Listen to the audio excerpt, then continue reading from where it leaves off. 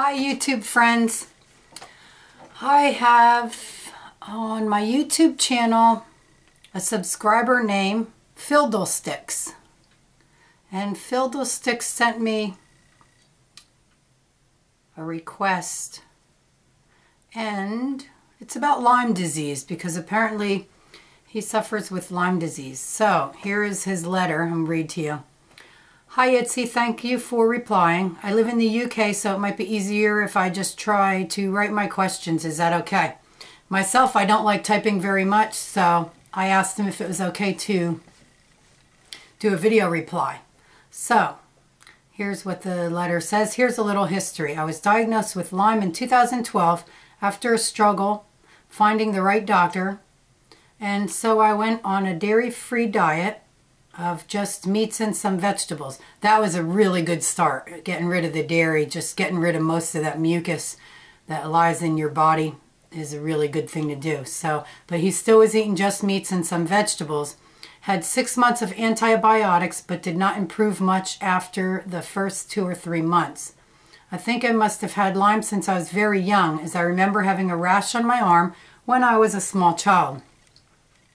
I decided to try a more alkaline-based diet since November, and I came across Marcus Rothkranz's Heal Yourself 101 book, and at that point I became interested in raw foods. Good start. Since I discovered the book, and since then I discovered a book called The China Study, which is a very good book, by the way. It's there's a lot of science stuff in it that's hard to get through at some points, I found myself. But the meat of the book was basically a plant-based diet is really your best bet as a human. And then found the 80-10-10 diet. So you're on the right track for sure. So here he says, one of my main concerns is that sugar is said to feed Lyme bacteria. This of course makes me wary of eating fruit, but I have started eating more fruit and vegetables regardless. More fruit regardless, which is pretty good. I have to tell you here, Fiddlesticks, you have to follow your own intuition. Now, if your own intuition is saying go get a whole big pack of Cinnabons because you're hungry for sugar, don't follow that intuition. Follow your intuition, but use common sense. So if you are craving sugar, which most of us crave sugar because it's our natural diet, it's what we're supposed to be eating, but go for your fruit sugars. And it seems like you already know this. This is good. So here it says, you have decided to become a raw vegan since the end of November. And as I see many people praising it online, and since I read the China Study, I no longer wish to eat meat. Yay! Good for you.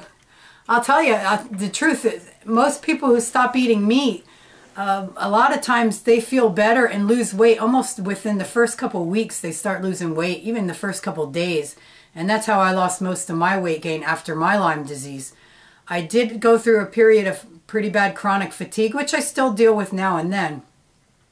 But it was because the rest of my diet wasn't what it needed to be. Just stopping the meat is a big step in the right direction, but there's more to it than that, and we'll get into that.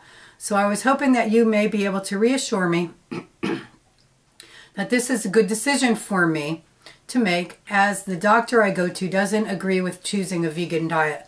Unfortunately, most doctors don't agree with a vegan diet because they grew up in the same world that we did, where meat and dairy industry really pushed their products, and you felt as a child that that's what you needed to grow strong and to grow healthy. So myself as a kid drank tons of milk. I mean, my mom, she used to say, you're going to take me broke, because there was 5 of us and we all just guzzled milk. I mean, we literally guzzled milk as kids. And even into my 20s, I drank so much milk it wasn't funny. And the truth is, even though I was an athlete most of my life, I felt really bogged down. And now after working out and after doing my volleyball or my martial arts or whatever it was I was really interested in at the time, I was wiped out at the end. And let me finish your letter before I go into this too, but I have started taking Nutrimetics herbs, Cemento, and Banderol which is Cowden protocol. That I'm not familiar with. I am familiar with the cemento. The cemento is the Latin name for cat's claw. And cat's claw herb is really a powerful herb for Lyme disease. I myself have tried it when I was at my worst. The Herxheimer reaction I had from it was just a little too harsh for me, and I just couldn't stay with it.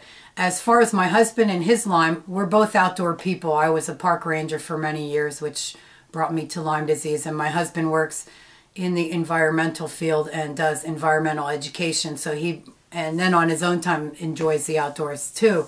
So we both kind of dealt with Lyme disease numerous times throughout our life. Mine, unfortunately, has become chronic, and I believe he's at the point where his is too. But the cemento has helped him tremendously. So if you're using the cemento and you find it's working, I do believe, from what I understand, there's really no harm in continuing. The only harm that you would receive would be your Herxheimer reaction, which you probably already know is just the reaction of the die-off of the Lyme, which could be really harsh, even worse than the Lyme itself for a little while. So you stop the antibiotics, and you were wondering if there's any other herbal remedies to help with Lyme. As far as I understand, the cemento is one of the best.